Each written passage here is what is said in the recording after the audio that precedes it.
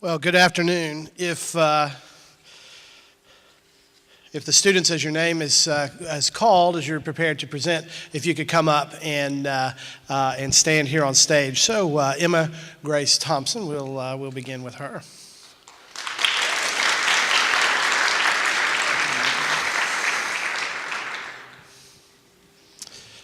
Emma Grace Thompson is in her final year at Emory and Henry, and she'll earn a Bachelor of Arts degree with honors and an M.Ed in history. Although a history major, Emma Grace's methods are interdisciplinary, as she borrows from her background in mass communications and fields such as American and Appalachian studies. She is a native of East Tennessee, and her life and work is rooted in the region and always advances her vision for a more perfect union. In recognition of such ambition and skill, the Creativity Foundation gave Emma Grace its 2015 Legacy Prize for a documentary she made entitled Rough in the Bunch, Appalachia's Rayon Girls Fight for the Right to Strike. Here at Emory, Emma Grace is the president of Pi Gamma Mu, and she is one of two student representatives to the National Organization's Board of Trustees. This past fall, her work on race in Southwest Virginia was recognized as a top 10 paper at the Triennial Conference of Pi Gamma Mu. Today's presentation is the newest edition of that research project and a distillation of her thesis that is based on a range of archival and published sources from the region. Next year, she will continue her research on the history of race in the southern United States in a fully funded graduate program at the University of Tennessee.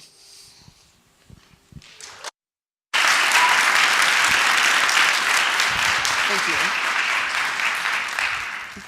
Good afternoon, everyone. My name is Emma Grace Thompson, as Provost Wells just said. I'm studying mass communications and history here at Emory and Henry, and today I'm here to present to you my honors thesis. This is Hellish Business, Place, Race, and Memory at Emory and Henry College. I started writing this project because I got interested in ghost stories in Wiley Hall. So, okay, audience poll, how many of you have heard a ghost story about Emory and Henry? Almost everyone. That's incredible. How many of you have heard a ghost story that has something to do with Wiley Hall? Almost everyone. Perfect. So I got interested in this because I was sort of studying ghosts in Wiley Hall.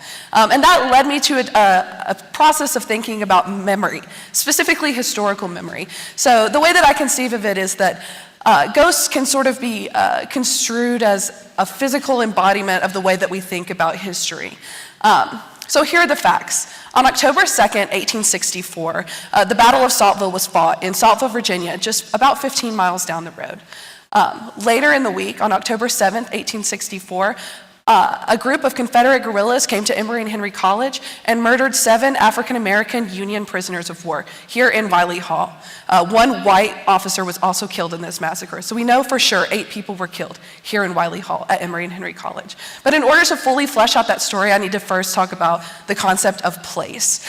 So it's important to firmly root this story both in southwestern Virginian history, but also in Appalachian history. So this map is a map of Southwest Virginia. You can see Washington County is in red. Southwestern Virginia is considered a popular or vernacular region, which means there's no really formal geographic boundaries. Rather, it's sort of, do you consider yourself a Southwest Virginian? If you do, then you're a Southwest Virginian. It's also important to root this in Appalachian history because of the concept of race. So in Appalachia, about 98% of anti-slavery societies in the United States prior to 1830 existed in Appalachia. When I tell people this statistic, they often think that I'm lying to them or they're confused. But it's important to note that this is prior to 1830. So this is sort of prior to things like Nat Turner's Rebellion, which created sort of Southern panic about slave revolts. And so after 1830, you sort of see the abolitionist movement move north. Either abolitionists in Appalachia moved or quieted their activities down. However, it is important to note that in this region, that was super important in the early 19th century. This is a map of slave populations in Virginia by county in the year 1860. So it's important to know that by the time the 1850s rolled around, slavery in Southwest Virginia had increased. So you see that even though you look at this diagram and it looks like these states these counties, the southwestern Virginia counties, didn't own as many slaves. That's primarily during this time because slavery, or there were less white people in the area to own slaves. So it's simply a population. This is not adjusted for population. So now that I talk about slavery, I need to talk about race. So this is a diagram of the railroad, the Virginia and Tennessee Railroad. The train will probably go by during this very presentation. That was completed in 1850. And during that time, a lot of capital came into the southwestern part of the state. So prior to 1850, you don't see a large amount of slaveholding families.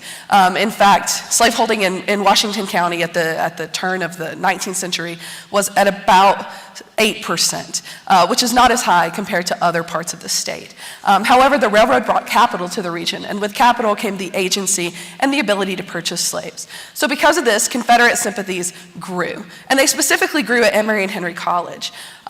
In fact, there was an incident on campus in 1860 wherein a pro-slavery student and an anti-slavery student got into a fist fight on campus, and actually the pro-slavery student was accidentally murdered because the anti-slavery student hit him in the head with a stick. I tell this story not only because it's interesting as Emory and Henry students to know that something like this happened on our campus. However, it's important to note that the tensions and conflicts surrounding the Civil War, the eve of the Civil War, are occurring not only around Emory and Henry, but also on campus.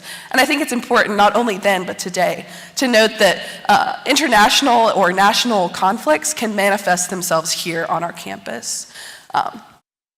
So this is a Confederate enlistment by county in Virginia. However, this map is a little misleading. So the darker states are above 51% enlistment. This is eligible white men who are sort of available to enlist in the Confederate Army.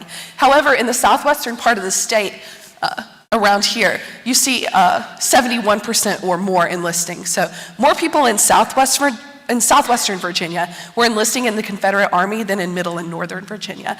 That's really important to show the huge jump between sort of an abolitionist society to a really pro-slavery, pro-Confederate ideology. And next, it's important in a discussion of race to talk about a specific unit. This is a photograph of soldiers from the 5th U.S. Colored Cavalry of Kentucky. It's important to note that they were a cavalry regiment. So horses are expensive. Horses are expensive in 1860. So the fact that these black men had the ability to access horses is incredibly important.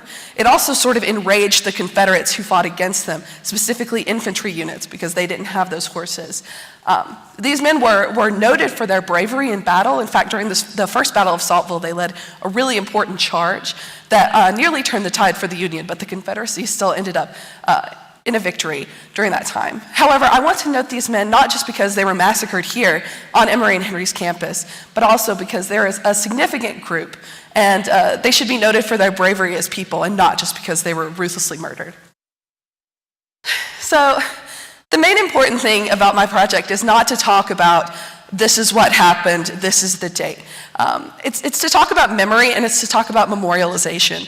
So recently there's been a lot of discussions nationally about Civil War monuments, and Confederate monuments specifically. So I want to talk a little bit about the Saltville Massacre and why it's not memorialized here on our campus. So this is a photograph of the first Battle of Saltville in October 1864. So I think it's pretty interesting that you can sort of see a photograph of the battlefield.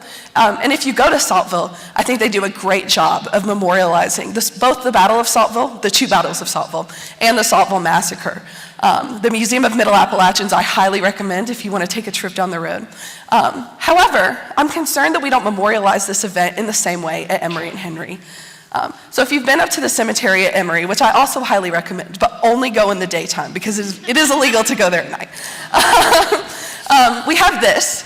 So this says, if you can read it, it says, "Our Confederate Dead."